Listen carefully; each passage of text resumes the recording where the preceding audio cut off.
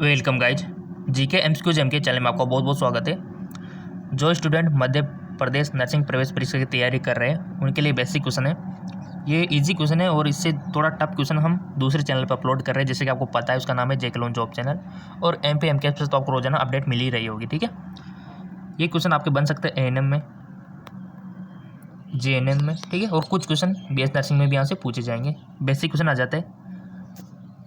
अगर आपको आते हैं तो कोई दिक्कत नहीं, अगर नहीं आता है तो आप प्रैक्टिस क्वेश्चन कर सकते हो गाइज, ठीक है। नॉलेज आपको मिलेगी यहाँ से।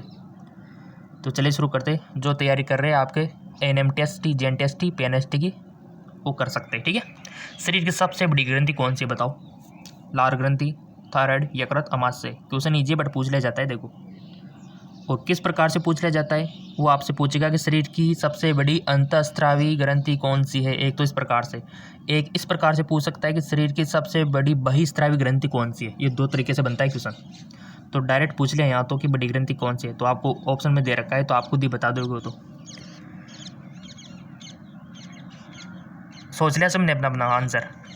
यूँ मान के चलो कि आप पेपर दे रहे हो, एग्ज़ाम दे रहे हो, ये मान के चलो, उसी हिसाब से यहाँ सेलेक्ट करो। कर लिया होगा सबने। राइट ऑप्शन लीवर, यकृत। जी बिल्कुल, सबसे बड़ी ग्रंथि होती है यकृत। बट गाइस, अगर ये क्वेश्चन इस प्रकार से पूछा जाए कि शरीर की सबसे बड़ी अंतःस्रावी एंडोक्राइन ग्रंथि कौन सी है, फिर आपका क्या जाएगा आंसर? थायराइड, ठीक है, थायराइड। अगर मान लिया जाए कि बहिस्रावी यानी कि एक्सोक्राइन, तो इसमें आपको क्या करना है? Liver, simple. ये थोड़ा सा इसका ध्यान रखना आप गाइस। ये क्वेश्चन इस प्रकार से बन सकता है, ये वाला, कि मानव शरीर की सबसे छोटी ग्रंथि कौन सी है, फिर पिट्यूटरी, ठीक है, पीयूष ग्रंथि। अगला क्वेश्चन, मनुष्य में मादा जनन अंग से किस हार्मोन का स्राव होता है गाइस? Oestrogen, progesterone, relaxin. सभी कथन सत्य है।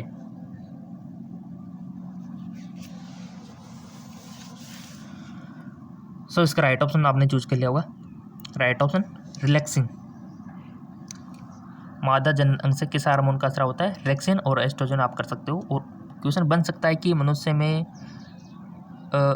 नर जनन अंग से किस हार्मोन का स्राव होता है, फिर उसमें टेस्टोस्टेरोन करके आना फिर आप, ठीक है, टेस्टोस्टेरोन। और क्वेश्चन इस प्रकार से बन जाए कि मादा में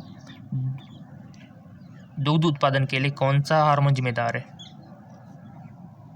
ऑक्सीटॉक्सिन हार्मोन। हार्मोन से काफ़ी सारे क्वेश्चन आते हैं, ह्यूमन ग्लैंड से, ग्रंथियों से। तो इसके लिए स्पेशल वीडियो ऑलरेडी बनाया हुआ है, जिसमें हमने सारे हार्मोन्स और सभी ग्रंथियों की बात की थी। उसका लिंक नीचे डिस्क्रिप्शन में दे रखा है, ठीक है। अगला, मनुष्य में ऐच्छिक गतियों का नियंत्रण किसके द्वारा होता है? Cerebrum, thyroid, cerebellum. इनमें से कोई नहीं। देखो, ऐच्छिक और अनैच्छिक गतियों का नियंत्रण अलग अलग पार्ट से होता है ब्रेन के। और ब्रेन के पार्ट आपको पता है होंगे, सेरिब्रल, सेरिब्रम, मेडुला ऑब्लोंगेटा। सबके फंक्शन भी आपको याद होने चाहिए, क्वेश्चन बनता है यहाँ से। प्रमस्तिष्क से पूछा जा सकता है, पीयूष ग्रंथि से बन सकता है, ठीक है। तो थोड़ा सा इनको ध्यान रखना। ऐच्छिक ग्रंथियों का नियंत्रण किससे होता है? जो अपनी इच्छा में होता है, अपने कंट्रोल में होता है, उनका नियंत्रण। सो इसका राइट ऑप्शन सेरिब्रम से, ठीक है, सेरिब्रम। और अनैच्छिक क्रिया जैसे कि जो हमारे कंट्रोल में नहीं है, जैसे कि हृदय की धड़कन हो गई, डाइजेशन हो गया, वोमिटिंग हो गई, उल्टी हो गई, ठीक है, ये अपने कंट्रोल में जो नहीं है, इनका कंट्रोल किससे होता है? फिर मेडुला ऑब्लोंगेटा। अगला क्वेश्चन, शरीर का तापक्रम कहाँ नियंत्रण होता है? इस अच्छा क्वेश्चन है। Spinal cord, cerebellum, hypothalamus, pituitary.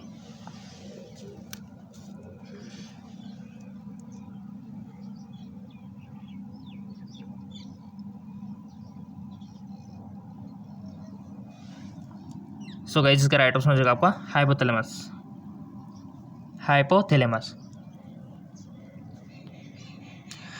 Amoeba में भोजन का अंतःग्रहण किसके द्वारा होता है? कोटपाद, कोशिका, मुंह, सीलिया, गुदाद्वार।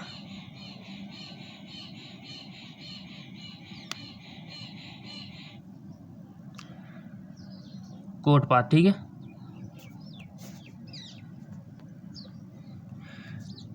निम्न में से कौन सा एंजाइम लार में पाया जाता है? Pepsin, trypsin, ptyalin, chymotrypsin.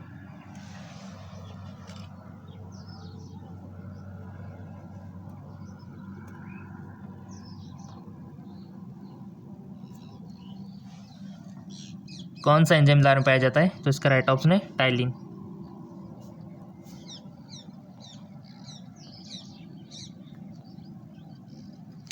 वह प्रक्रिया जिसके द्वारा मनुष्य श्वासन ग्रहण करता है तथा छोड़ता है वह है श्वसन, श्वासोच्छ्वास, प्रश्वास, निश्वसन।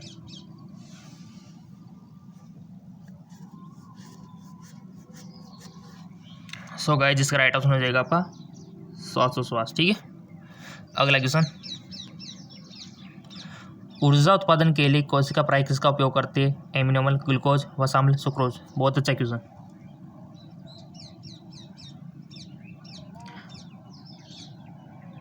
देखो मध्य प्रदेश नर्सिंग प्रवेश परीक्षा जो है काफ़ी सारे क्वेश्चंस बनते हैं ईजीबी, तो आपका प्रैक्टिस करना फर्ज बनता है। राइट ऑप्शन हो जाएगा आपका ग्लूकोज। क्लियर, अगला,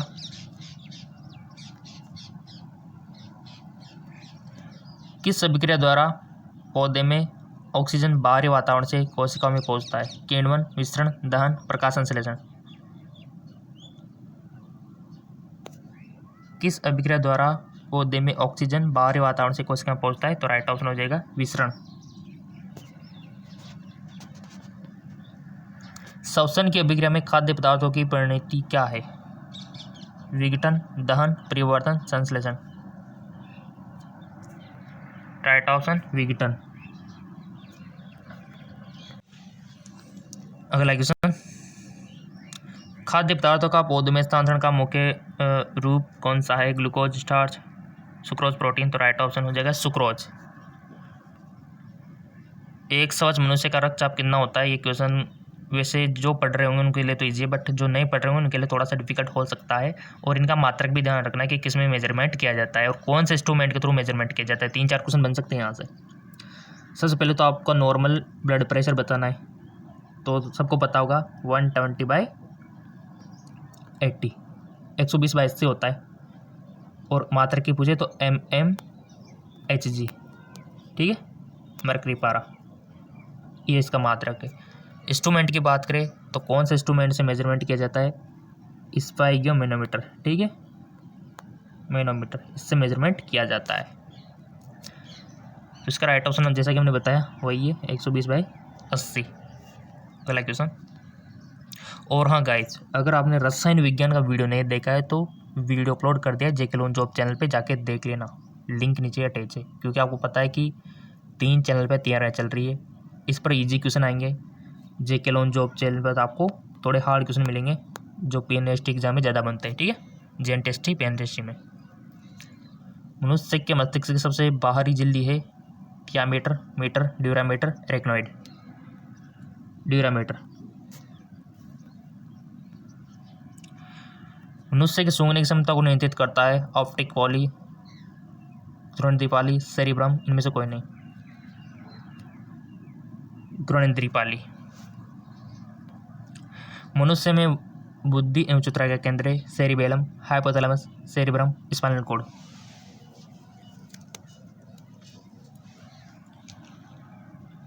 सेरिब्रम, सेरिब्रम। अगला क्वेश्चन, रक्त में ग्लूकोज की मात्रा नियंत्रित रहता है सोमेटोस्टेटिन के कारण, ग्लूकागोन के कारण, गैस्ट्रिन के कारण, इंसुलिन के कारण। इंसुलिन के कारण। ऑक्सीजन है, वसा, carbohydrate, enzyme, hormone. Right option enzyme. जैव प्रक्रम के अंतर्गत कौन आता है? पोषण, उत्सर्जन, श्वसन, सभी। सभी आते हैं गाइज। गोबरचत्ता किसके अंतर्गत आता है? परजीवी, स्वपोषी, मरजीवी, प्रासरी। तो राइट ऑप्शन मर्तजीवी। वायुमंडल में सामान्य CO2 पाया जाता है और इसके साथ O2 का भी याद रखना, N2 का भी याद रखना। तो CO2 का पूछा है तो बताओ। बिल्कुल, कितने होते? कमी होते गाइस, 0.03%। छाया में पनपने वाले पौधे को क्या कहते हैं? हीलियोपाइट, थियोपाइट, सियोकाइनेट्स, इनमें से कोई नहीं। तो राइट ऑप्शन क्या होगा? सियोकाइट। मनुष्य में मुख्य श्वसन अंग क्या है? फेफड़ा, नाक, ट्रेकिया, कोलोम। फेफड़ा। निम्न में से कौन सी बीमारी श्वसन तंत्र से संबंधित है? Diarrhoea, TB, pneumonia. देखो सर याद रखने आपको पाचन तंत्र की बीमारी है ना, रक्त परिसंचरण तंत्र से रिलेटेड बीमारी, जनन तंत्र से रिलेटेड बीमारी क्वेश्चन बनता है। तो राइट ऑप्शन देखो श्वसन तंत्र से टीबी और निमोनिया आना चाहिए ना गाइज, बी और सी। उच्च रक्तचाप की अवस्था को क्या कहता है? हाइपोटेंशन, पक्षाघात, हाइपरटेंशन, इनमें से कोई नहीं। तो राइट ऑप्शन हाइपरटेंशन। मछलियों में उत्सर्जित पदार्थ क्या है? एमिनोमल, यूरिकमल, यूरिया, अमोनिया। तो राइट ऑप्शन अमोनिया हो जाएगा इसका राइट ऑप्शन। और डिस्क्रिप्शन में लिंक दे रखा है, उस वीडियो को आप देख सकते हो।